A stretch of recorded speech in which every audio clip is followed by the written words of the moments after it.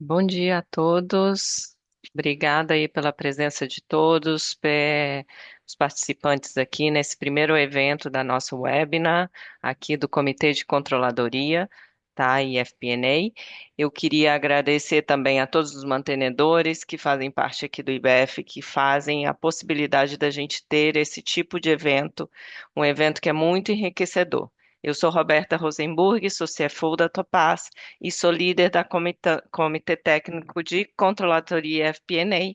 E hoje a gente está aqui para falar um pouco do que a gente tem tanto medo, que são as demonstrações financeiras, né? De correr alguma gafe, de ter algum problema, e a gente geralmente todo ano tem umas mudanças.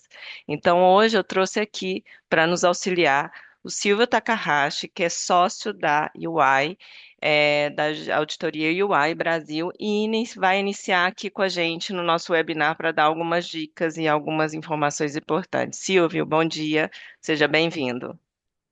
Bom dia, Roberta.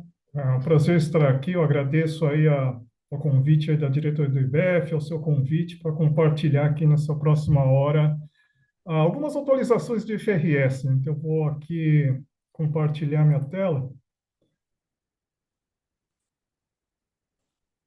para iniciar a apresentação.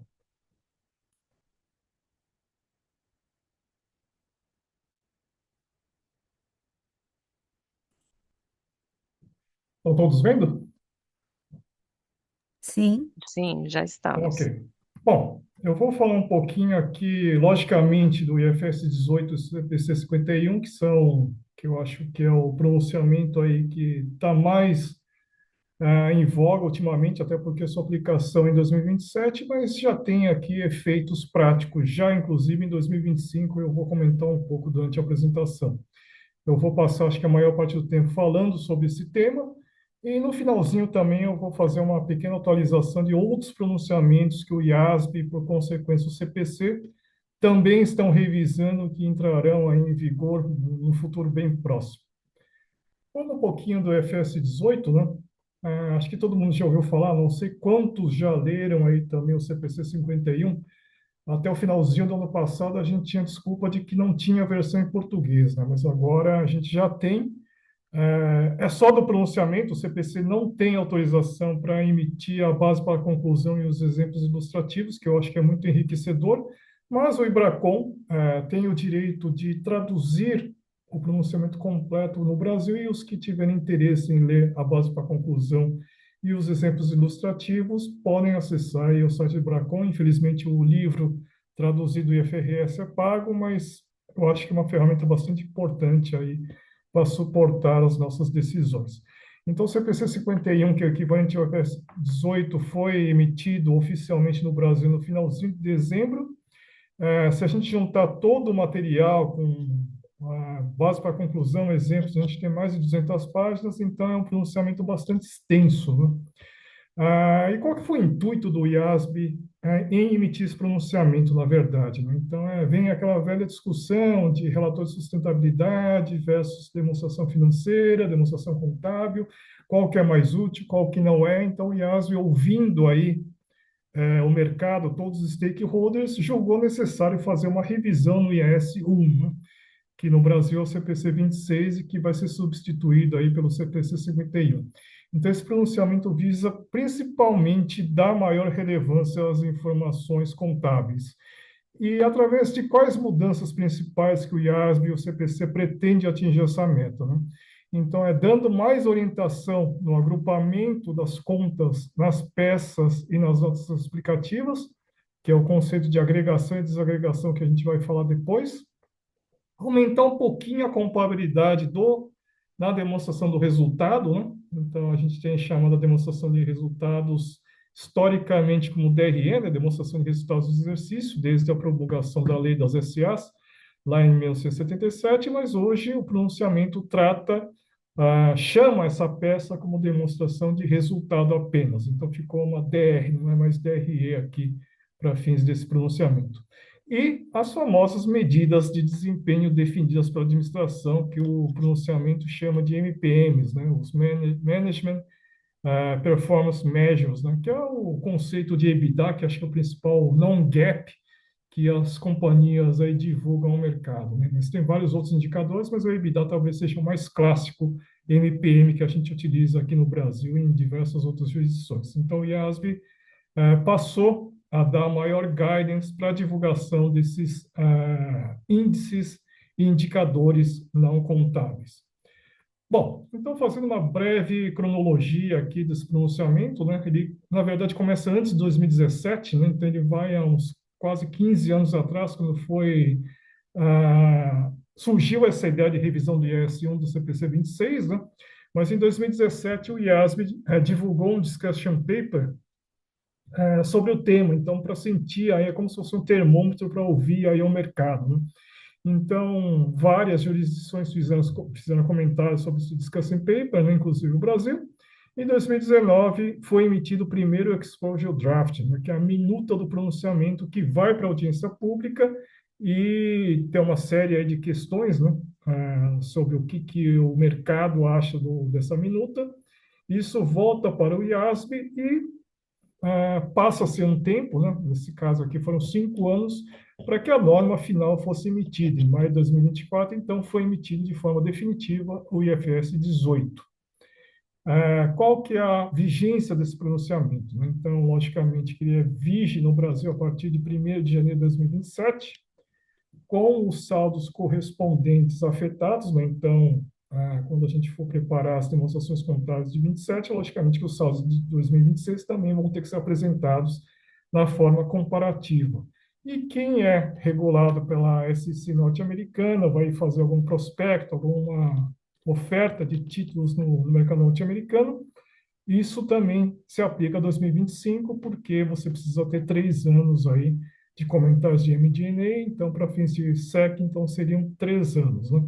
E por que seriam 3 anos também para o Brasil, né? Porque para demonstração contábil agora de 31 de dezembro de 2025, o IAS 8, o CPC 23, ele fala que quando existe uma norma que vai entrar em vigor e já está promulgada, em teoria, nós temos que divulgar o que seriam os potenciais efeitos dessas novas normas já em 2025, né? Então, já existe uma lição de casa, inclusive, para o exercício que já está encerrado, que é preparar uma nota explicativa divulgando os potenciais efeitos aí das novas normas ainda que não estão em vigor, né? Então, classicamente, acho que todo mundo coloca aquela divulgação que a administração está analisando os efeitos das novas normas, mas, em teoria, se você tiver algum efeito relevante, você já deveria divulgar também em 2025.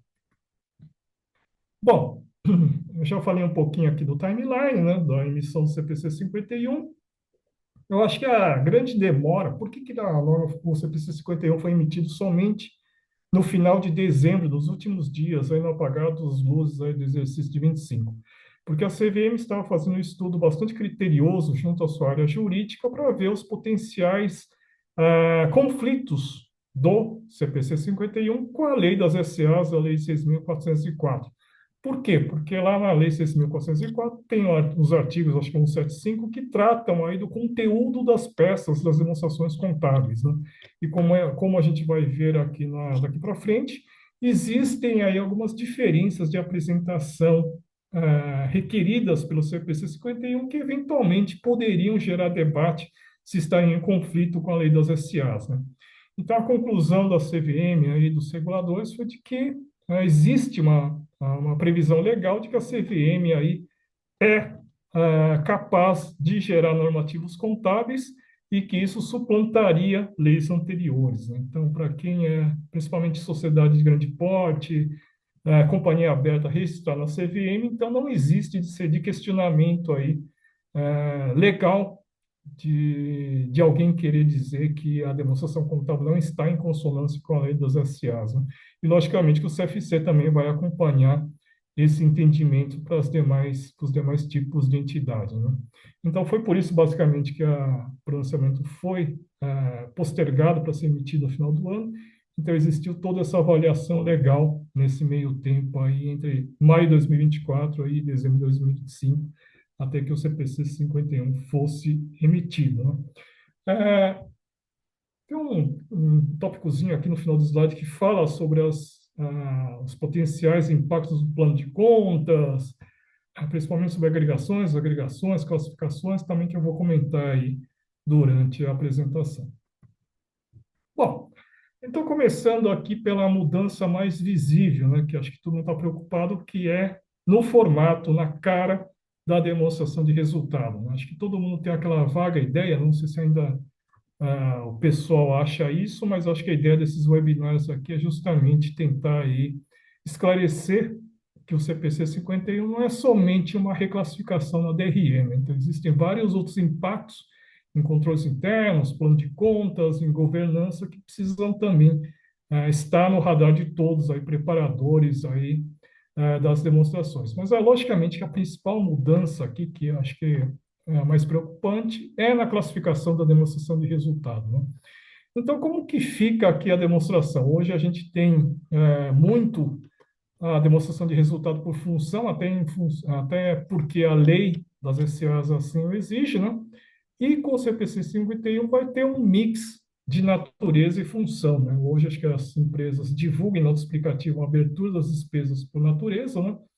Mas a face da demonstração de resultados passa a ser um mix, então, de natureza e função. Então, a gente vai ver aqui que existem 5 componentes principais da demonstração de resultado, né? 3 delas têm a nomenclatura igual à do fluxo de caixa, né? A gente vai ver aqui operacional, investimento e financiamento. Então, isso, logicamente, não é por acaso, né? Então, isso foi tirado do fluxo de caixa até para que houvesse um maior alinhamento entre as duas peças, né? Logicamente que isso pode causar confusão no momento inicial da adoção da norma, até porque a gente está acostumado com as classificações do fluxo de caixa. A gente vai ver que na demonstração de resultado, ele não é exatamente igual o mesmo conceito de fluxo de caixa. Então, essa foi uma das várias críticas que eu acho que o CPC, quando comentou naquele processo de audiência pública 2019, levou ao IASB, né? Será que não vai ter uma confusão dos preparadores, o que é fluxo de caixa, o que é demonstração de resultado, quando for classificar as transações dentro desses componentes, né? Mas o IASB decidiu seguir com isso aí para propor essa simetria, né, entre as duas peças. Então, além desses 3 componentes, a gente tem também o quarto componente, que são os tributos sobre o lucro, né, do Brasil, imposto de renda e contribuição social. E o quinto grupo, que é mais raro de ser visto, que é o resultado de operações descontinuadas. Então, esse formato aqui é o padrão. Então, a gente vê aqui que, por exemplo, existem algumas métricas que passam a ser obrigatórias, né? Lucro operacional, lucro antes de financiamentos e tributos sobre o lucro, lucro antes dos tributos sobre o lucro, lucros das atividades operacionais e lucro do exercício. Então, essas linhas subtotais aqui e totalizador no final do lucro do exercício são indicadores obrigatórios. Quando a gente for falar de MPM, a gente vai falar sobre isso. Então, essas 5 linhas são obrigatórias, todas as entidades vão ter que ter esses indicadores dentro da peça aí da demonstração de resultado. Qual que é a pegadinha, né? Então, lógico que todo pronunciamento novo aí traz algumas pegadinhas. Nesse caso aqui da demonstração de resultado, é de que, apesar do IASB tentar criar um certo alinhamento entre várias entidades da mesma indústria, pode ser que duas entidades do mesmo setor, do mesmo ramo de atuação, tenha classificação na sua demonstração de resultados um pouco diferente dentro desses grupos. Por quê? Porque a pegadinha na preparação da demonstração de resultados, nesse caso, é você definir quais são as suas principais atividades de negócio, né? Bom, mas o que é a principal atividade de negócio? São aquelas atividades que geram efetivamente o seu lucro operacional, né? Então, vamos supor, por exemplo, um varejista que também financia a sua carteira de clientes, né? Então, existem várias entidades aqui no Brasil que fazem isso, né? Qual que é a principal atividade de negócio desse varejista? Será que é comprar e vender produtos ou é financiar e obter juros, rendimento de juros no financiamento dos seus clientes? Esse é um julgamento que vai ter que ser feito entidade a entidade, né? Por isso que eu falo, se tem duas entidades da mesma indústria, pode ser que o financiamento de clientes seja relevante para uma e não seja relevante para a outra. Então, muda totalmente a classificação aqui da demonstração de resultado. Por quê? Porque tudo que for atividade principal do seu negócio vai ter que entrar na linha de lucro operacional. Então, por exemplo, se você financia seus clientes e aquela parcela de juros é relevante dentro do seu resultado, aquilo deixa de ser classificado como resultado financeiro e passa a ser classificado como resultado operacional. Aí muda indicador, muda EBITDA, muda uma série de índices também. E aí vem a primeira lição de casa, né? É justamente definir o quanto antes a principal atividade do negócio. Depois que você define qual a sua principal atividade de negócio, é fazer simulações da sua demonstração de resultado. Aí você vai conseguir mensurar se vai ter alguma alteração significativa nos seus indicadores e índices que podem afetar, por exemplo, o cálculo de CONs, bonificação da gerência e alguns outros indicadores gerenciais que vão ao mercado.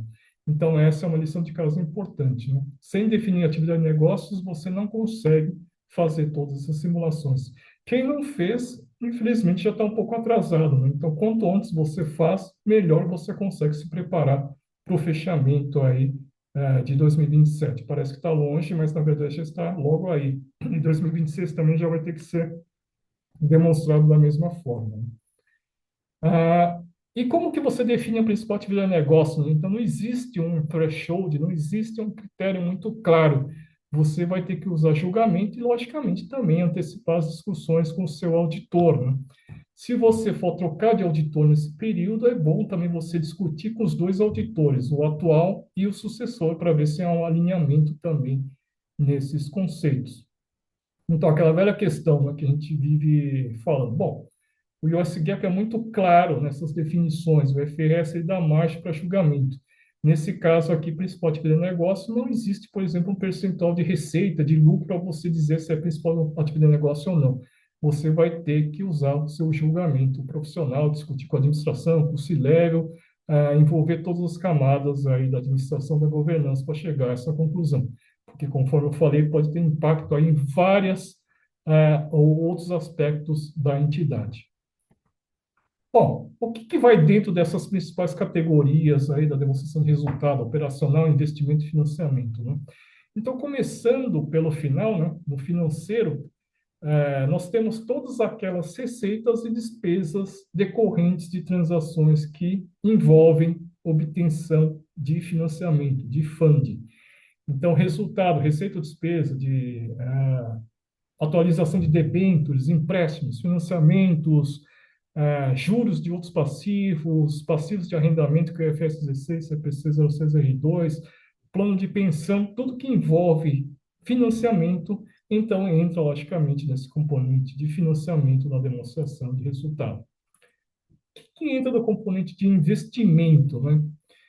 É tudo aquilo, receitas e despesas, que são oriundas de ativos que geram retorno de forma individual, independente das operações da entidade. Então, por exemplo, receitas de aluguéis, remensurações de propriedade para investimento, juros e alterações no valor justo de ativos financeiros, dividendos, método de equivalência patrimonial para a maioria das entidades, que não sejam entidades de investimento, atualizações de caixa equivalentes de caixa, tudo aquilo que não está diretamente relacionado a ativos da sua operação, que rendem juros de forma independente, então é classificado aí como atividade ou componente de investimento na demonstração de resultado. E o que que vai no componente operacional? Essa é uma categoria residual, como diz o Yasmin. Tudo que não é investimento e financiamento, então, é operacional. Obviamente que o resultado das suas principais atividades de negócio, receitas não usuais, despesas voláteis, venda de imobilizado, então tudo isso passa a ser operacional. E conforme eu falei, logicamente, que a apresentação da peça é um mix entre natureza e função um pouco diferente do que é hoje, né? Bom, para facilitar aqui a nossa vida, né, o IASB pensou que seria interessante incluir orientações específicas para algumas indústrias.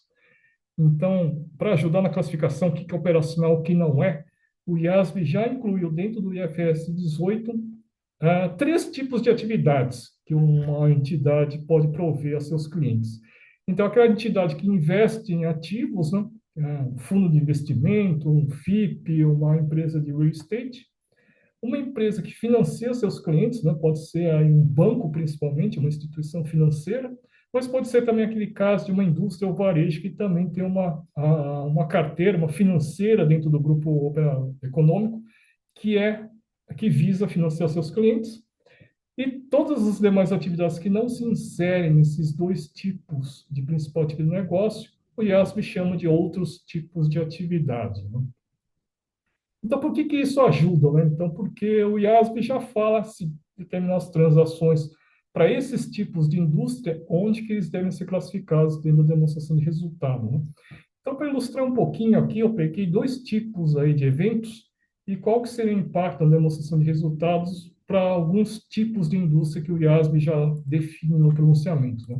Então, um banco, né, que é aquela caso clássico de entidade que provê financiamento dos seus clientes, uma indústria normal, que seria outro tipo de atividade, uma indústria que, além de produzir, também financia seus clientes, e um fundo de private equity, que, na visão do IASB, seria uma entidade que investe em ativos, né? Mas poderia ser também aqui uma empresa de incorporação imobiliária, real estate, alguma outra coisa. Então, por exemplo, ganhos e perdas de empréstimos. Num banco, qual seria a classificação dentro da demonstração de resultado, né? Sendo a sua principal atividade de negócio, logicamente, que seria operacional, né? E aquela parcela de ganhos e perdas de empréstimos que não são relacionados ao financiamento direto a clientes, o IASB até permite uma escolha de política contábil entre operacional e financiamento, mas espera-se aí que a maioria aí dos bancos, das instituições financeiras, classifique tudo aí como operacional, até por questão de indicadores, né? Numa indústria normal que só produz e vende aí produtos, ganhos e perdas de empréstimo seria financiamento. Numa indústria que também financia a sua carteira de clientes, isso poderia ser operacional, mas entra também o mesmo critério dos bancos, né? Ela pode, para parcelas de financiamentos que não estão estritamente vinculados ao financiamento da sua carteira de clientes, ela pode escolher uma política contábil entre operacional ou financiamento e ser, obviamente, consistente ao longo do tempo. E para um private equity, né, que é uma entidade que investe em ativos, ganhos e perdas de empréstimos seria financiamento. Na maior parte dos casos, logicamente, a gente usa julgamento, mas por definição, por default, seria isso. Ganhos e perdas com propriedade para investimento, logicamente, que para um private equity ou para uma empresa de real estate seria operacional, porque essa é a sua principal atividade de negócio, né? E para os outros tipos de entidades, seria basicamente investimento. Então, o IFRS 18 e CPC 51 já traz essa previsão aí desses três tipos de principais atividades de negócio, né? Aqueles que financiam clientes, investem em ativos e as demais atividades entram como outros, né?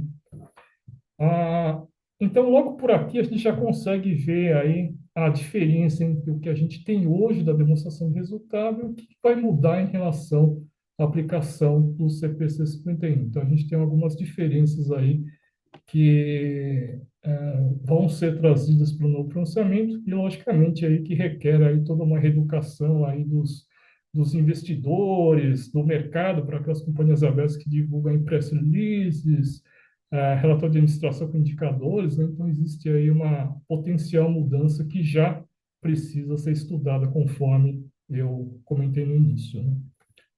Bom, acho que em relação à demonstração de resultados era isso. Eu não sei se alguém tem alguma dúvida, mas talvez eu possa seguir com a apresentação e no final a gente debate aí as questões que surgiram aí durante a apresentação, né? O segundo ponto importante trazido pelo CPC 51, então, é a questão de agregação e desagregação de contas, né? O que que seria isso, né? Hoje a gente tem aqui a linha de outros, né?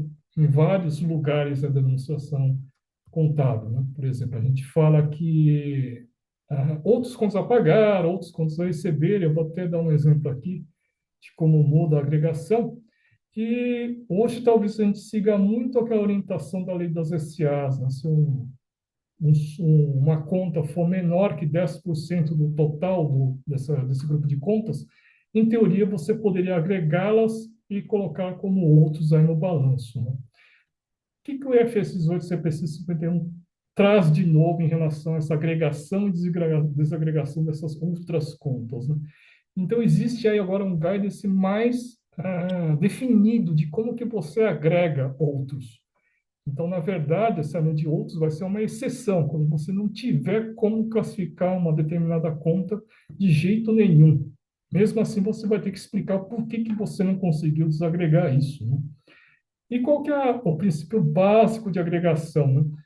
Todas aquelas contas que têm características similares devem ser agregadas. As que não tiverem características similares devem ser desagregadas, o que é bastante óbvio a princípio, né? Pode ser que não seja quando a gente for aplicar na prática, né? Por exemplo, aqui, eu trago até um exemplo aqui. A gente tinha aí, antes do IFRS 18, uma linha de despesas operacionais aí de 500 milhões, e tinha lá, dentro desse grupo, outras despesas de 80 milhões, né? Como que fica a partir do IFRS 18, né? Nós vamos ter que abrir esses 80 milhões. Nesse caso aqui, nesse exemplo, a gente aqui tem despesas com reestruturação de 40 milhões, despesas com processos trabalhistas de 25 e impairment de ativo de 15, né? Sob essa ótica do IFRS 18, essas três linhas possuem características similares? Aparentemente não, né? Uma é de processo trabalhista, outra de reestruturação e outra de impairment de ativos. Como elas não têm características similares, elas vão ter que ser abertas nesse nível de abertura. A gente precisa abrir isso dentro da face da demonstração de resultados? Não necessariamente. A gente pode abrir esse saldo de conta dentro da nota explicativa, mas a gente vai ter que abrir e explicar a natureza dessas despesas. Se os 80 milhões fossem só litígios trabalhistas, por exemplo, a gente teria que colocar lá não como outros, mas como litígios trabalhistas. Então, outros seria quando a gente não tivesse nenhuma oportunidade de classificação melhor, o que talvez na prática seja um pouco difícil acontecer. Sempre a gente consegue caracterizar uma conta, né? Acho que a gente tenta ocultar isso. Hoje em dia a gente tem aquela outras despesas, vai na nota explicativa, também tem uma linha de outros que não explica nada, né? Então, com o IFRS 18, isso vai mudar, né? A gente vai ter que ter uma clareza maior na divulgação de todas as transações que ocorrem aí na entidade, né? Logicamente que isso aí observa o critério de materialidade, né, que é o julgamento de cada um, e também vai passar aí para o crivo dos auditores independentes, né? Então, essa acho que é a principal mudança aí em relação a esse tópico. É justamente a intenção do IASB e do CPC, justamente aumentar a transparência aí nas divulgações. Tem uma transação lá que é não usual, reestruturação que a gente tenta lá esconder dentro do balanço. Infelizmente, isso não vai ser mais ser possível com o CPC 51. Bom, passando para a terceira grande mudança, acho que do CPC 51, são aquelas medidas de desempenho definidas pela administração, ou MPMs, conforme eu já comentei. O que são MPMs de acordo com o IFRS 8 CPC 51? São todos aqueles indicadores ou índices, né? Então, pode ser percentual, por exemplo, margem bruta, não só um indicador numérico como EBITDA, mas todos aqueles indicadores e índices que provêm de subtotais de receitas e despesas, que não são especificados pelo IFRS, pelo CPC. Conforme eu falei, existem algumas linhas que são de apresentação obrigatória: lucro operacional, lucros antes dos impostos, lucro líquido, lucro antes das participações em impostos. Então, essas métricas não são consideradas NPMs porque já fazem parte da demonstração de resultado. Tudo o que a entidade resolver divulgar, seja no press release, seja no relatório de administração, que hoje são divulgados fora das demonstrações financeiras, né, porque os auditores não gostam que esses indicadores sejam incluídos em nota explicativa, alguns desses índices vão passar a fazer parte das demonstrações financeiras. Então, do que for subtotal de receitas e despesas que não é padrão do IFRS, então é uma MPM e vai fazer parte de uma nota explicativa, conforme eu vou falar adiante. Ah, então, só exemplificando, né? Hoje a gente tem um monte de indicadores aí possíveis de divulgação pelas entidades, né? Então, cada administração define o que é relevante para o seu negócio e define os indicadores que expressam a realidade do seu desempenho financeiro ou operacional, né? Então, indo para o canto direito desse slide, a gente tem aqui medidas de performance não financeiras. Então, por exemplo, número de clientes, resultados de pesquisa de satisfação dos clientes, churn aí da sua carteira de clientes, ah, todos esses indicadores que não são financeiros continuam sendo não financeiros, obviamente, e não fazem parte do IFRS 18. Então, se a entidade quiser divulgar esses indicadores, eles continuam fora das demonstrações financeiras, fora das notas explicativas. Indo um pouquinho agora mais para a esquerda, existem medidas também que não são subtotais de receitas e despesas, como, por exemplo, fluxo de caixa livre, dívida líquida, retorno sobre o patrimônio líquido, que englobam indicadores de demonstração de resultados e balanço patrimonial. Esses indicadores, como não são subtotais diretos de receitas e despesas, também não são consideradas MPMs pelo IFRS 18 e continuam fora das demonstrações contábeis. Isso não vai precisar ser incluído em nenhuma nota explicativa, continua lá no press release ou no relatório de administração. Agora, quando a gente parte aqui pelos indicadores que estão aí nesses quadros amarelos, esses sim são indicadores contábeis, né? Apesar de ser não gap, eles passam a ser cobertos pelo IFRS 18. Então, conforme eu falei, lucro operacional antes da depreciação, amortização e perde, lucros antes dos impostos, como eles já são definidos pelo IFRS 18, eles não são considerados MPMs, eles já são parte da demonstração de resultado. Então, o que, que são MPMs, né? Conforme eu falei, são aqueles indicadores que derivam diretamente de subtotais de receitas e despesas. Então, lucro ou prejuízo ajustado, lucro operacional ajustado, EBITDA ajustado, EBITDA, EBIT, todos, bom, se bem que EBIT já é um indicador padrão, né? Todos esses indicadores já são considerados MPMs. E o que, que muda em sendo uma MPM, né? Então, tudo aquilo que for derivado de subtotais de receitas e despesas e não estiver coberto pelo IFRS 18, são considerados MPMs e passam a ser divulgados em nota explicativa. Então, a administração, o preparador, vai ter que reunir todos esses indicadores non-GAAP e colocar dentro de uma única nota explicativa. O que mais que precisa ser divulgado em relação a esses indicadores? Bom, obviamente que vai ter o cálculo, né, na nota explicativa, mas vai ter que ter também uma declaração do porquê que essas medidas refletem a visão da administração em relação à performance do seu negócio, né? Então, hoje já existe aquela divulgação em nota explicativa, dizendo que os indicadores refletem a melhor visão da administração em relação ao seu negócio, e para as MPMs também vai ter que ter uma divulgação similar. Ou seja, a administração vai ter que divulgar por que aquele indicador faz parte dos seus instrumentos de avaliação do negócio, por que são relevantes. Vai ter que ter também uma reconciliação do cálculo desses indicadores ou índices para a demonstração de resultados, de que conta que foram se extraídos aqueles valores para serem incluídos nesse cálculo. Vai ter que ter um cruzamento dentro da nota explicativa. E se houver alguma modificação dessas medidas ao longo do tempo, vai ter que ter também uma explicação dentro da nota do porquê que o critério de cálculo foi alterado. Então, hoje a gente vê muito aquela questão. Bom, teve uma transação não usual que eu vou excluir aqui do meu EBITDA. Hoje, talvez a divulgação do porquê que isso mudou não é tão clara nas divulgações. Mas com o IFRS 18, isso vai ter que estar em explicativo. Por que aquele indicador mudou? E vai ter que ser apresentado também um cálculo, utilizando esse novo critério, também dos dados correspondentes do ano anterior.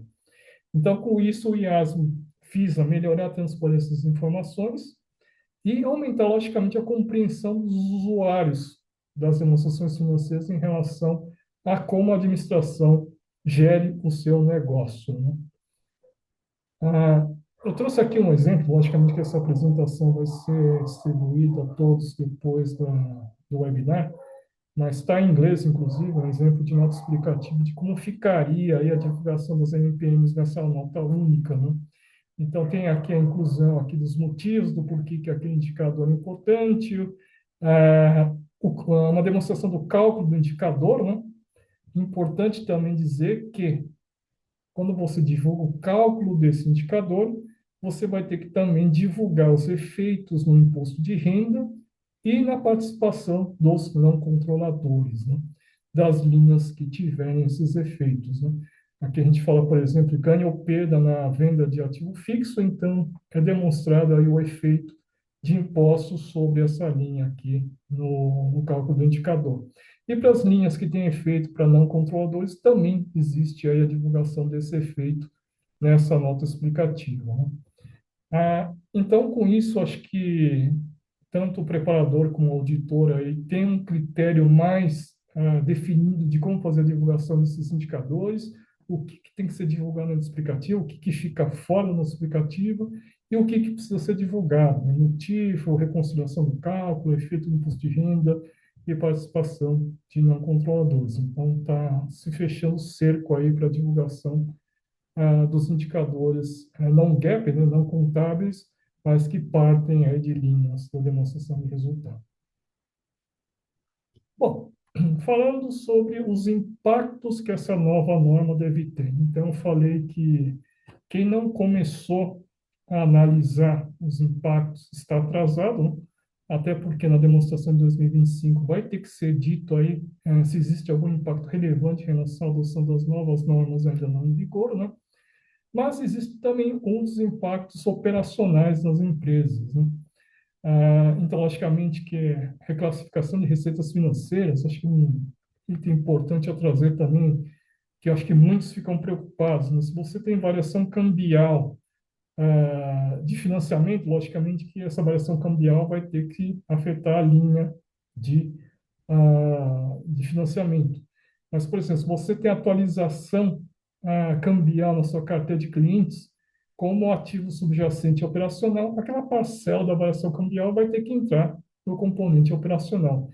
Então, hoje, como a gente divulga tudo junto, o resultado de variação cambial dentro do resultado financeiro, com o IFRS 18, infelizmente, a gente vai ter que explodir essa variação cambial entre os vários componentes da demonstração de resultado. Logicamente que isso acarreta na revisão do plano de contas, porque eu acho que é difícil para quem tem um volume grande de transações em moeda estrangeira controlar tudo isso numa planilha Excel, né? Então, esse é o potencial impacto. Eu acho que é ver, analisar essas operações, fazer talvez uma revisão do plano de contas, aproveitar que a reforma tributária até aí, a gente vai precisar mudar o plano de contas, e fazer também observando os critérios do CPC 51. Outros impactos aqui que podem ter, conforme eu falei, contratos de empréstimos que têm cláusulas de covenants, cálculo de bônus, com essa mudança na classificação e no cálculo de indicadores, é possível que haja impactos em vários tipos de contrato, né? Então, quanto mais você antecipa, até para discutir, pedir waiver junto aos bancos, melhor você vai estar preparado para a adoção inicial. Logicamente, renegociar cláusulas o mais rápido possível, né, enquanto é tempo, antes do fechamento do exercício, né?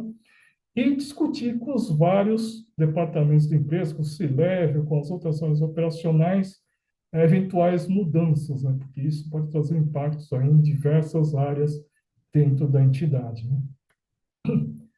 Alterações em outras normas contábeis, logicamente, como mudou o IAS 1 no CPC 26, então, vários outros pronunciamentos que se referiam a essas normas vão ter que ser alterados também. Então, a primeira grande norma que é alterada, logicamente, que é o IAS 7, o CPC 03, que é o fluxo de caixa, né?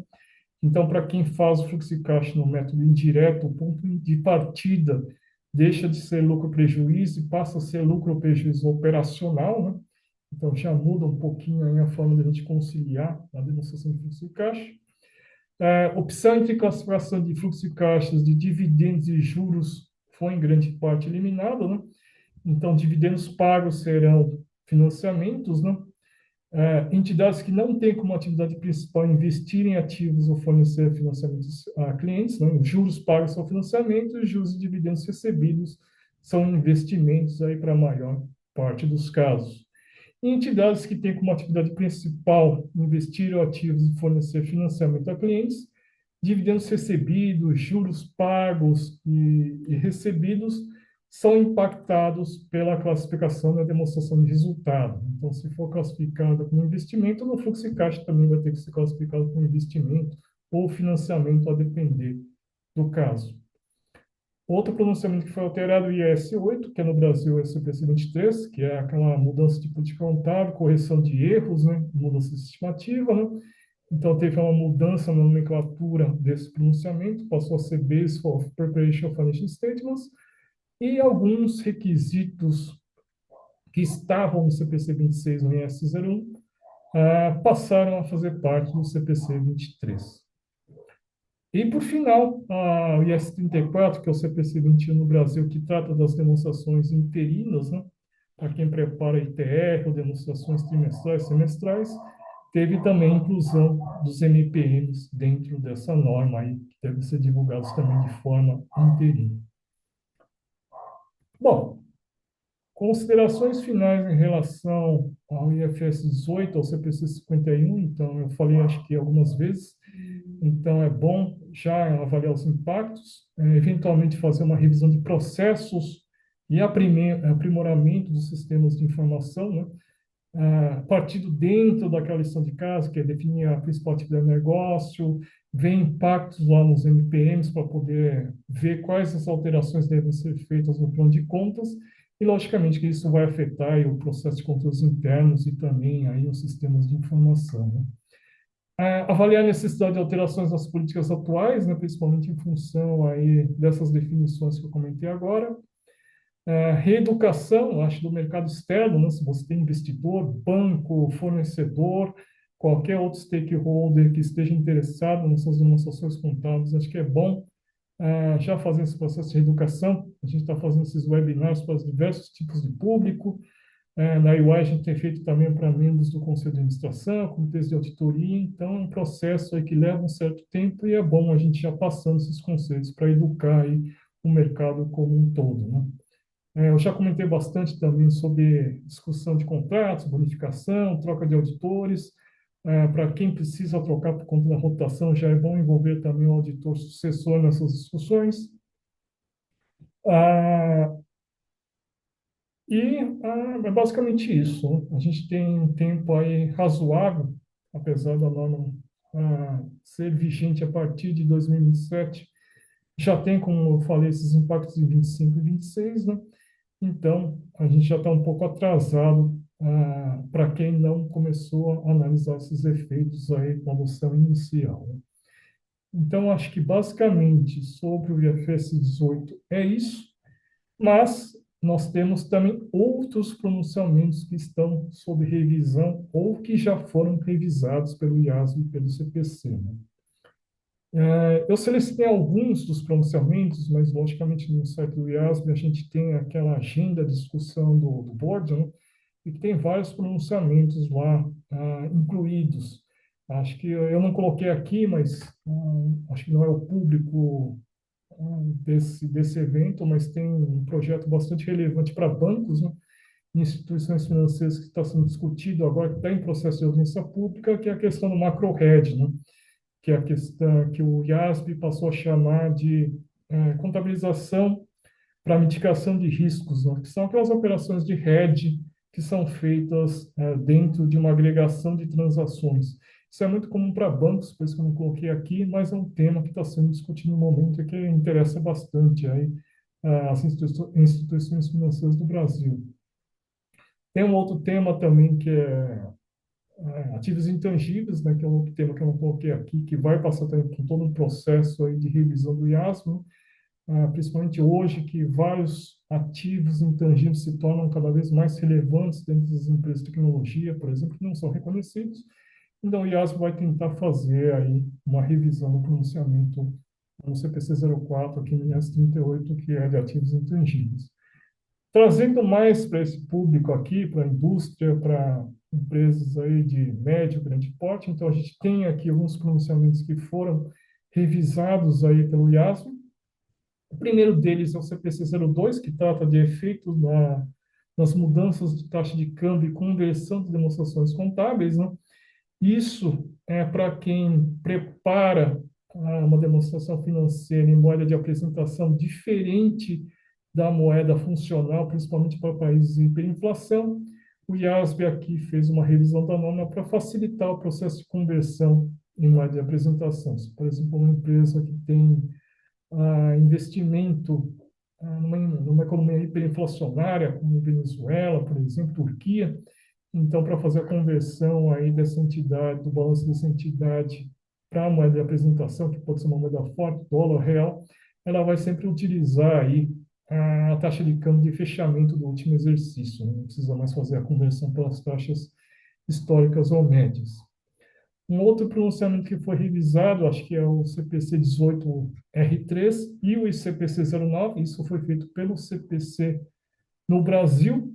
Então, quando houve a adoção inicial do IFRS no Brasil, lá em 2010, então foram incluídos dentro do nosso pronunciamento aqui no Brasil os efeitos de equivalência patrimonial incontrolados, né? Então, no IASB não existe a definição dessas demonstrações controladas, até porque o IASB só se preocupa com as demonstrações consolidadas, né? Então, no Brasil, quando foi feito o processo de tradução, foi incluído o conceito controlado no CPC 18, que não existe no IAS 28, e com a revisão da versão R3, a menção a controladas foi excluída do CPC 18 e foi incluído esses conceitos dentro do CPC 09, que já tratava de MEP, de demonstrações individuais e consolidadas, né? Então, nosso pronunciamento 18R3 ficou substancialmente igual, uma tradução literal do que era o IAS 28. O IFS 03, aqui, Business Combination, existe uma proposta do IASB de fazer uma alteração nos requerimentos de divulgação quando há uma aquisição de negócios, né? Então, hoje a gente fala muito em PPA, no resultado, na alocação do preço de compra para intangíveis, para os ativos de uma transação que já ocorreu, mas o IASB está propondo incluir no IFRS 03, uma divulgação subsequente se as metas, no momento da aquisição daquela entidade, estão sendo cumpridas ou não. Então, é o day after, né? Hoje a gente não, as entidades não divulgam se as metas da época de aquisição estão sendo atingidas subsequentemente, né? Até para cálculo de impairment, né? Definição de unidade de gerador de caixa, isso pode ser que passe a ser exigido pelo IASB, né? Que haja um acompanhamento daquela aquisição, dos resultados daquela entidade adquirida ao longo do tempo, que é uma demanda aí dos investidores. Um outro pronunciamento que já está em vigor, inclusive, que é uma revisão do IFRS 7 e IFRS 9, né? Que são aqueles contratos de aquisição de energia renovável, né? Eles chamam até de PPA, Purchase Power Acquisition Contracts, acho que no FRS. Esse tipo de contrato não é muito comum no Brasil, mas o IASB dá um waiver para quem tiver esses contratos de compra de energia futura de fontes sustentáveis, por exemplo, energia solar ou eólica, falando que se a entidade tem esses contratos de compra de energia futura, que seja de uso próprio, né, que você vai usar nas suas operações, e aí existe aquele waiver de você não precisar marcar mercado, né? Se você tiver que vender, eventualmente, algum excedente dessa energia futura que você não consuma, que hoje faria com que você tivesse que fazer a marcação mercado, o IASB decidiu dar um waiver nesses casos para que continue sendo marcado a custo. Então, é para facilitar a vida aí das entidades, principalmente aquelas entidades que têm metas de sustentabilidade, têm um contrato de compra de energia limpa no futuro e que não consiga utilizar todo esse contrato nas suas operações. Se ela precisar vender a terceiros, mesmo assim ela pode manter a marcação a custo nesses casos específicos desses contratos, né?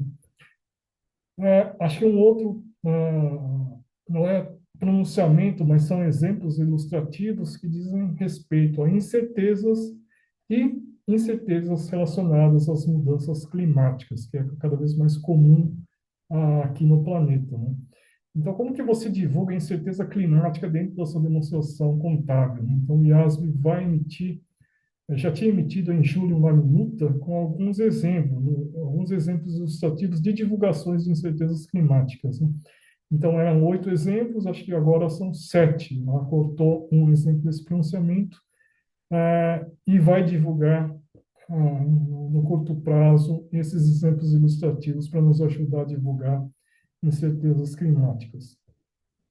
Um outro ponto que está em discussão no IASB, que ainda não é efetivo, que vai afetar o Brasil, é uma mudança aí no método de equivalência patrimonial. Para quem faz consolidado e tem transações com coligados ou joint ventures, quando você tem aquela parcela de resultado não realizado nas suas eliminações, hoje, logicamente, que você faz essa eliminação para fins de consolidação, e o IASB está propondo a tirar essa eliminação, ou seja, você reconheceria 100% do resultado das suas operações com coligados e joint ventures, mesmo que aquela transação não tenha sido realizada. Isso vai gerar uma diferença entre o patrimônio e resultado individual e consolidado, que afeta o Brasil, porque no Brasil a gente tem o CPC 43 falando que o resultado de patrimônio líquido tem que ser igual no individual e no consolidado, né? Então, com essa mudança, o IASB tende a criar um problema no Brasil. Logicamente que o CPC já tem discutido com o IASB essa questão, mas aparentemente o IASB vai manter essa posição quando for revisar o pronunciamento de equivalência patrimonial. E aí a gente vai ter uma discussão no futuro de como que a gente vai tratar essa diferença no Brasil. E, finalmente, um outro pronunciamento que vai ser emitido no Brasil, que é o CPC 52, é uma tradução do IFRS 19 que já foi emitido pelo IASB. Ele vale também a partir de 2027 e diz respeito aí às controladas sem obrigações de prestação pública de contas. Então, por exemplo, a gente tem uma companhia aberta que tem controladas, que não são companhias abertas, não tem dívidas públicas e tem que preparar todo um conjunto de demonstrações contábeis seguindo o plano de contas do seu controlador, né? Então, só aquelas entidades que não têm interesse público, basicamente, né? Que é subsidiária de uma entidade aberta. Então, para essas entidades controladas que não têm nenhuma obrigação de prestação pública de contas, o IASB decidiu criar um pronunciamento que facilita a preparação das notas explicativas. Então, essas entidades, mesmo sendo subsidiárias de entidades registradas, entidades abertas, vão poder preparar notas explicativas de uma forma muito similar a pequenas e médias empresas que têm um requerimento muito menor de divulgação. Eu não sei qual que vai ser a aplicação prática disso, né? Acho que quem tem obrigação pública já pede para seus controlados prepararem notas explicativas no mesmo padrão de uma companhia aberta, até para facilitar o processo de consolidação. Mas é um pronunciamento que tenta facilitar a vida dessas entidades que não têm obrigação pública, né? Vamos ver qual que vai ser a aplicação prática aqui no Brasil.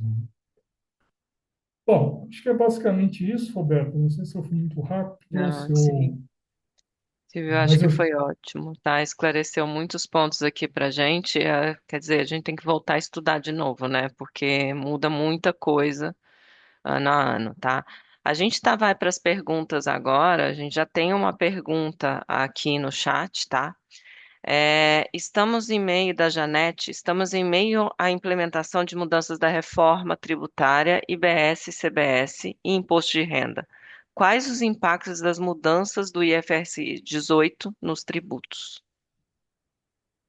Essa é uma questão interessante, né? No CPC existe aí um grupo de trabalho com a Receita Federal, né? Que visa justamente aí mapear esses eventuais impactos, né? Então, acho que a gente precisa aguardar um pouquinho o pronunciamento oficial da Receita Federal, né? Para ver como vai ser isso. Mas estudava-se, inclusive, aí uma padronização aí no plano de contas aí tributário, né? Não quer dizer que vai ter dois planos de contas de novo, como teve lá no tempo da adoção do IFRS, né? Mas a Receita Federal acho que está muito propensa aí a abarcar, né, esse plano de contas novo do IFRS 18 dentro da legislação fiscal, né? Mas eu acho que é bom a gente aguardar aí o pronunciamento oficial aí da Receita, né? Obrigada, Silvio. Mais perguntas? Alguém tem mais perguntas que queira fazer aqui para a gente poder esclarecer, aproveitar o conhecimento do Silvio? Oi, Roberta, é Augusto da NTT. Podia fazer uma pergunta? Pode fazer, Augusto. Tudo bem? Silvio, primeiro, parabéns aí, espetacular, tá? Como sempre.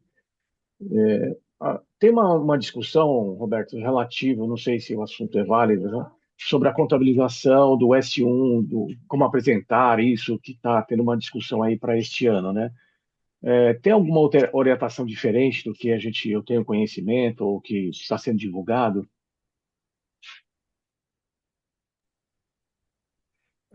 De sustentabilidade, Augusto, você se Exato, refere? exato, exato. Exato, relatório de divulgação. Você diz o próprio relatório de sustentabilidade, não é uma Exa- demonstração e- contábil, né? Exatamente, o próprio relatório. Eu acho que é público, né? Acho que a Brasca estava tentando discutir com a CVM a postergação da resolução 93, né? Ou tornar opcional, né? Mas acho que a CVM aí vai deliberar aí nas próximas semanas, aí até o final do mês, se vai haver postergação ou não do relatório, né? E que tipo de relatório de auditor que vai ter que ser emitido para esses relatórios de S1 e S2, né? Se é a segurança limitada ou razoável, né? Então, acho que isso está aí com o colegial da CVM aí para deliberação aí até o final do mês. A gente precisa aguardar um pouquinho aí, não existe nenhuma posição oficial ainda, né? Obrigada, Silvio. Obrigado.